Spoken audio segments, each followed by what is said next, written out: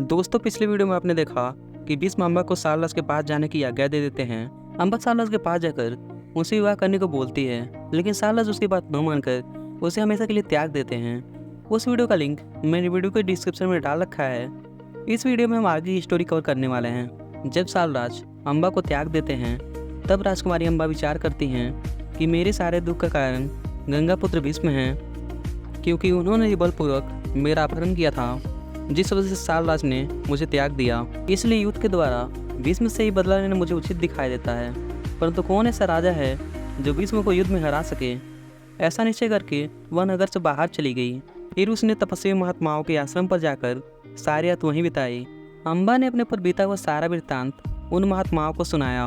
उस आश्रम में शेखावत नाम के एक प्रसिद्ध ब्राह्मण रहते थे। उन्होंने अम्बा से कहा, तुम अपने पिता के घर ही चली जाओ, तुम वहाँ सर्वगुण संपन्न होकर सुख से रह सकोगी। अम्बा बोली, अब मेरे लिए फिर से पिता के घर लौट जाना संभव नहीं है, क्योंकि वहाँ मुझे अपनों से अपमानित होकर रहना होगा।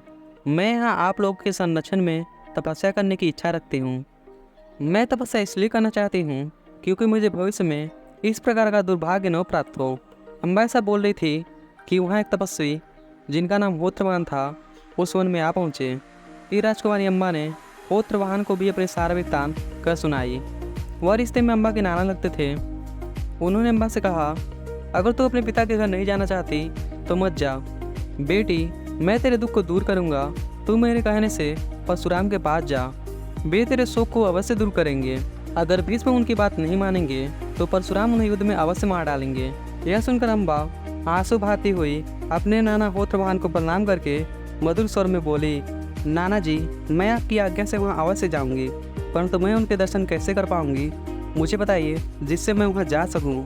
फिर होत्रवाहन अम्बा से बोले, परशुराम जी महेंद्र पर्वत पर रहते हैं। बेटी, तेरा कल्याण हो, तू वहीं जा। उन्हें अभिवादन करके पहले उनसे मेरी बात कहना। मेरा नाम लेने पर परशुराम जी तेरा सब कार्य करेंगे। महर्षि होत्रवाहन ऐसा कह ही रहे थे कि अचानक परशुराम जी वहाँ आ पहुँचे। उन्हें देखते ही सारे मुनि उठकर खड़े हो गए, उनका आदर सत्कार किया और एक साथ घिर कर उन्हें बैठ गए। परशुराम जी को देखकर अम्बा की आंखों में आंसू आ गए। बस शोक में रोने लगी और परशुराम के शरण में गई।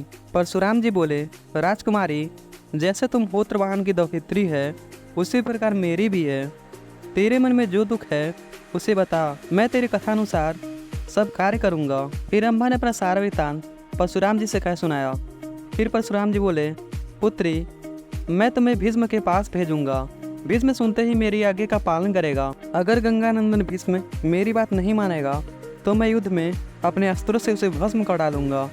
फिर उन सभी ने सारा रात उसी आश्रम में बिताया और कल सुबह अम्बा और ऋषियों को साथ लेकर परशुराम जी कुरुक्षेत्र में आए। फिर परशुराम जी ने मुझे संदेश दिया, राजन, मैं यहाँ आया हूँ, तुम मेरा प्रिय कार्य करो। भगवान परशुराम को अपने राज्य की सीमा पर आया हुआ सुनकर मैं बड़ी प्रसन्नता के साथ उनके पास गया। मुझे अपने समीप आया हुआ देखकर परशुराम जी ने मेरी दी हुई पूजा को स्वीकार किया और इस प्रकार कहा, भीष्म, तुमने किस विचार से उन दिनों स्वयं पत्नी की कामना से रहित होते हुए भी काशीराज की इन कन्याओं का अपहरण किया? तुमने इसे सस्विनी राजकुमारी को धर्म से भ्रष्ट कर दिया है। तुम्हारे द्वारा इसका स्पर्श कर लिया गया है। ऐसी दशा में इसे दूसरा कौन ग्रहण कर सकता है? तुम इसे हरकर लाए थे, इसलिए सारनाथ ने इसे अपनाने से इनकार कर दिया है, इसलिए अब तुम इसे ग्रहण करो। तब मैंने परशुराम जी को उदास देखकर परशुराम जी से इस प्रकार कहा, अब मैं अपने भाई का विवाह इससे किसी प्रकार भी नहीं कर सकता। इसने मुझसे पहले ही आकर कहा कि मैं सारनाथ की हूँ। तब मैंने इसे जाने की आज्ञा दे दी और यह सारनाथ के नगर में चली गई। मैं भय से, दया से, धन से, लोभ से तथा किसी प्रकार भी क्षत्रिय धर्म का त्याग नहीं कर सकता।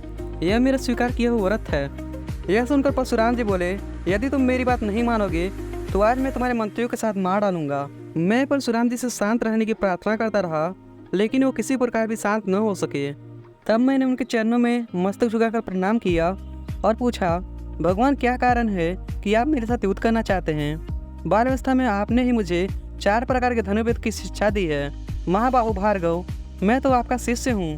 तब परशुराम जी ने क्रोधित होकर कहा, भीष्म, तुम मुझे अपना गुरु तो समझते हो, परंतु इस कन्या को मेरे कहने पर ग्रहण नहीं करते हो। इसे ग्रहण कर लो और इससे अपने कुल की रक्षा करो। फिर मैंने परशुराम जी से कहा, आप मेरे गुरु हैं, इसलिए मैं आपको प्रसन्न करने की चेष्टा कर रहा हूँ। इस अम्बा को तो मैंने पहले ही त्याग दिया था, दूसरे से अनुराग रखने वाली नारी सर्पनी के समान भयंकर होती है। कौन ऐसा पुरुष होगा जो जानबूझकर अपने घर में स्थान देगा, क्योंकि स्त्रियों का दोष महान अनर्थ का कारण होता है। महान व्रतधारी परशुराम, मैं इंद्र के भय से भी धर्म का त्याग नहीं कर सकता।